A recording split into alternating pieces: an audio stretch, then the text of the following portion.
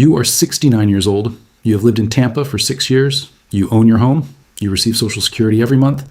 You have held 400 ounces of physical silver since 2009. You paid roughly $17 per ounce. This morning, silver is trading at $82. Your stack is worth $32,800.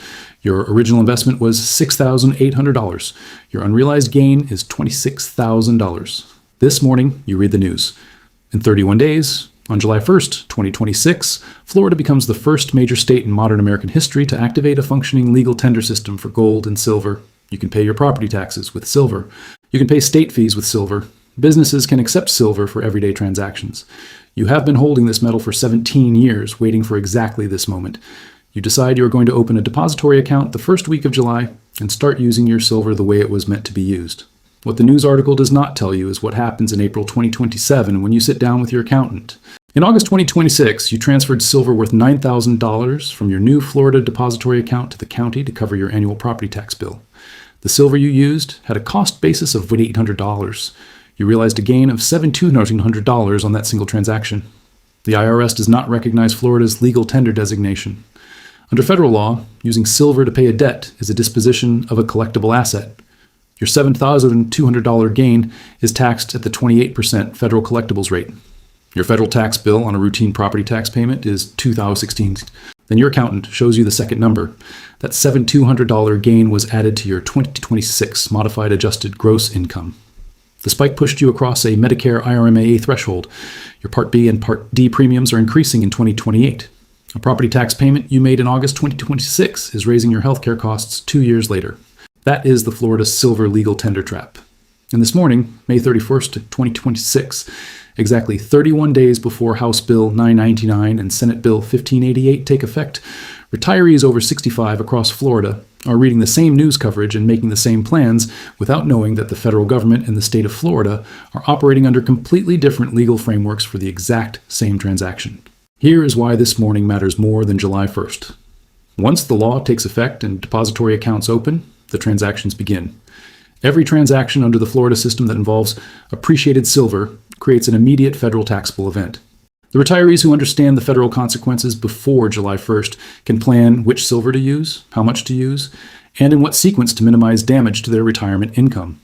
The retirees who discover the federal consequences in April 2027 are paying tax bills, penalties, and elevated Medicare premiums on decisions they cannot reverse. You have 31 days. That is enough time to do this correctly. I am not a CPA. I am not a tax attorney. This is education, not legal or tax advice. Every rule I described today is sourced directly from Florida House Bill 999 and Senate Bill 1588, as published on the Florida Senate website, Florida Department of Revenue guidance on the July 1st implementation, IRS publication 544 on sales and other dispositions of assets, and Internal Revenue Code Section 408(m) governing the federal classification of physical precious metals. Every requirement is documented, every deadline is real, every federal consequence is verified. This is the silver scenario. Let us walk through exactly what the Florida Silver Legal Tender Law does on July 1st, what the IRS will do with every transaction made under it, and the 3 steps every Florida retiree over 65 must complete before the law goes live.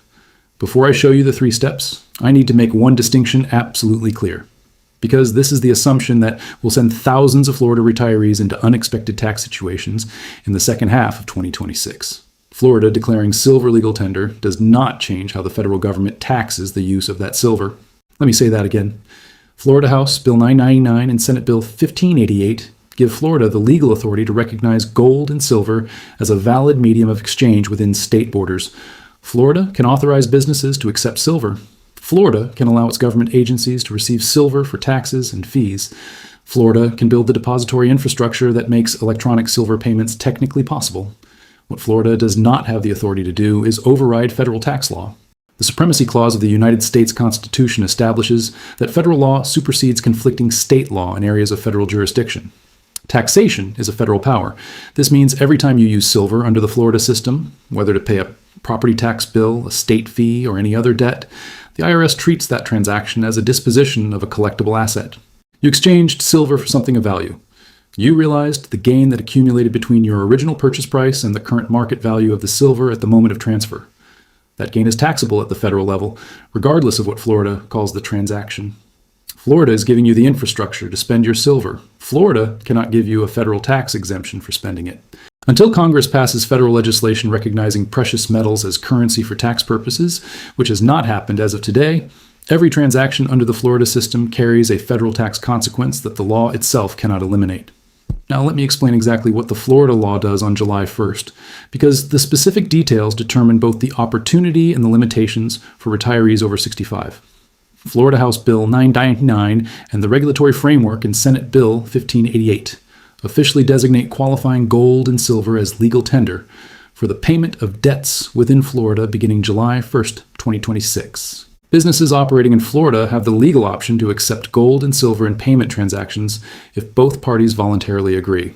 Florida governmental entities, including state and county tax collection agencies, are authorized to accept gold and silver for the payment of state taxes, charges, and fees. The electronic system requirement is the operational detail that most news coverage has glossed over. You cannot walk into a county tax office and place silver bars on the counter.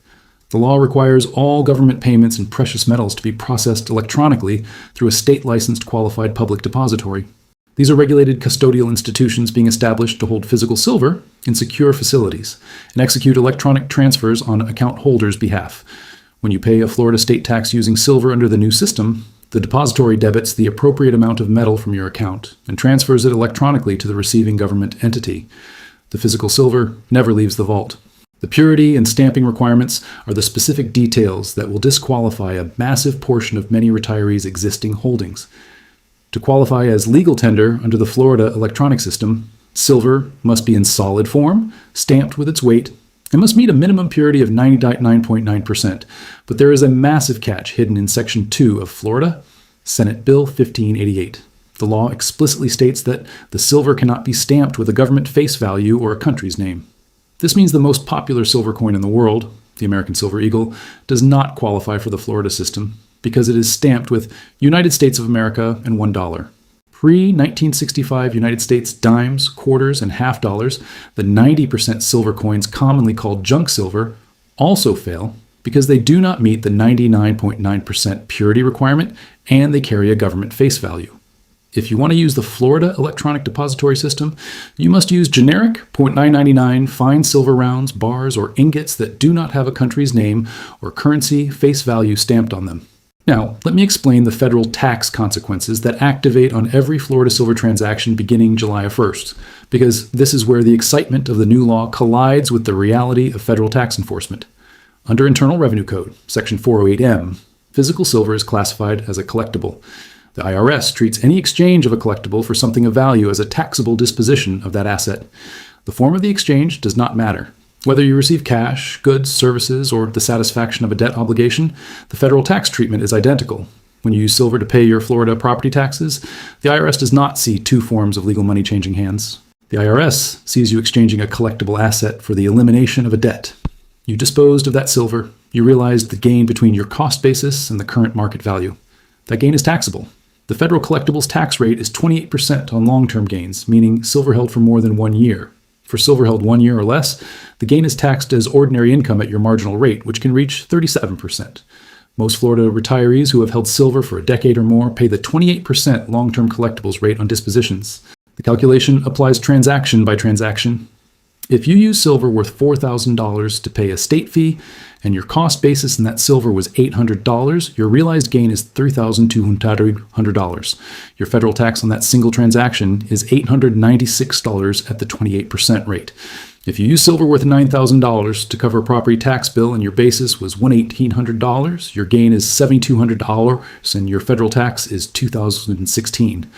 Each individual use of silver under the Florida system is a separate federal taxable event that requires its own gain calculation and must be reported on Schedule D of your federal tax return.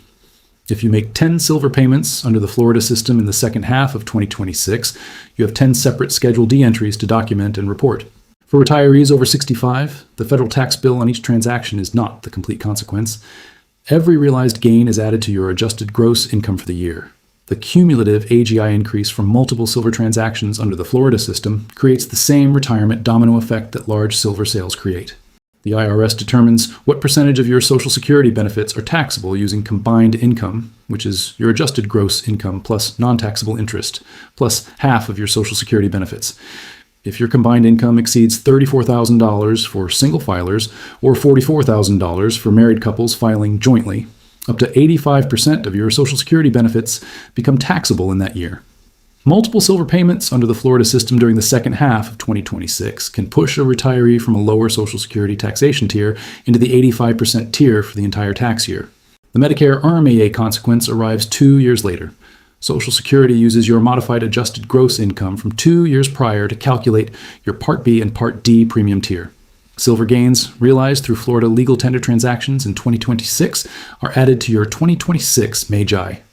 In 2028, Social Security looks at that 2026 MAGI to set your premium level. If the cumulative gains from Florida silver transactions pushed your 2026 MAGI across an ERMAA threshold, your monthly Medicare costs increase in 2028 and potentially continue into 2029. Transactions you make between July and December 2026 determine your healthcare costs in 2028. That connection is invisible to most retirees until the premium notice arrives. Now let me address 2 assumptions that are spreading among Florida retirees following this week's news coverage of the new law. The first assumption is that paying a government tax with legal tender silver is equivalent to paying with dollars and therefore cannot be a taxable event. This is false under current federal law. The IRS does not recognize Florida's legal tender designation when calculating federal tax obligations. Paying a Florida property tax with silver is a federal taxable disposition of a collectible regardless of what Florida law calls the transaction. No state legislation changes that federal classification. Until Congress acts at the federal level, every use of silver under the Florida system carries federal tax consequences. The second assumption is that small individual silver payments are below the threshold of IRS concern and will not be tracked or audited. This assumption is increasingly dangerous. The qualified public depositories being established under the Florida law are licensed financial institutions subject to standard federal reporting and record-keeping requirements. These institutions will maintain detailed records of every electronic transfer, including account holder identity, transfer amounts, dates, and receiving entities. These records are accessible to federal investigators during audit processes. The existence of a detailed electronic record for every Florida silver transaction makes the assumption of invisibility incorrect. Here are your 3 action steps to complete before July 1st, 2026. First, inventory your silver holdings for purity compliance this week. Separate every product in your stack into 2 categories. Silver meeting, 0.9999 fineness or higher that qualifies under the Florida system, and 90% junk silver that does not meet the purity threshold and cannot be deposited into the Florida electronic system. Know exactly which portion of your stack is eligible before any depository account opens. Do not assume all silver qualifies. Count your junk silver separately and remove it from your planning for the Florida system entirely. Second, calculate your cost basis on every qualifying silver product before you open a depository account or make any payment through the new system. Your cost basis is what you originally paid per ounce, including all dealer premiums and documented acquisition costs. The difference between your cost basis and the current market value of $82 per ounce is your potential taxable gain on any silver you use for payments under the Florida system. Before you use any silver for a Florida payment, know the exact federal tax cost of that specific transaction. The silver with the highest cost basis relative to current value produces the smallest taxable gain when used. Use your highest basis silver first to minimize federal tax impact. Third, consult your CPA before July 1st, specifically about your 2026 AGI ceiling. Ask your CPA to calculate the maximum amount of silver gain you can realize during the second half of 2026 without crossing the Social Security combined income thresholds and without crossing the Medicare IRMAA thresholds that will affect your 2028 premiums. That ceiling number tells you the practical limit of how much of the Florida system you can use in 2026 without triggering retirement income damage that outlasts the year. Do not make a single Florida silver payment without knowing that number. Let me bring this together. This morning is May 31st, 2026. Florida House Bill 9999 and Senate Bill 1588 take effect in 31 days. Florida is creating real legal infrastructure to use gold and silver as a medium of exchange for state taxes and debts. The opportunity is genuine, but the IRS classifies physical silver as a collectible under Internal Revenue Code Section 408 CDEM, and every transaction you make under the Florida system is a federal taxable disposition of that collectible, generating a gain taxed at up to 28%. Those gains add to your AGI. AGI increases can push up to 85% of your Social Security into taxable territory for 2026 and can trigger Medicare IRM premium surcharges that follow you into 2028 and 2029. Only silver meeting 999 purity qualifies under the Florida system, which excludes all 90% junk silver.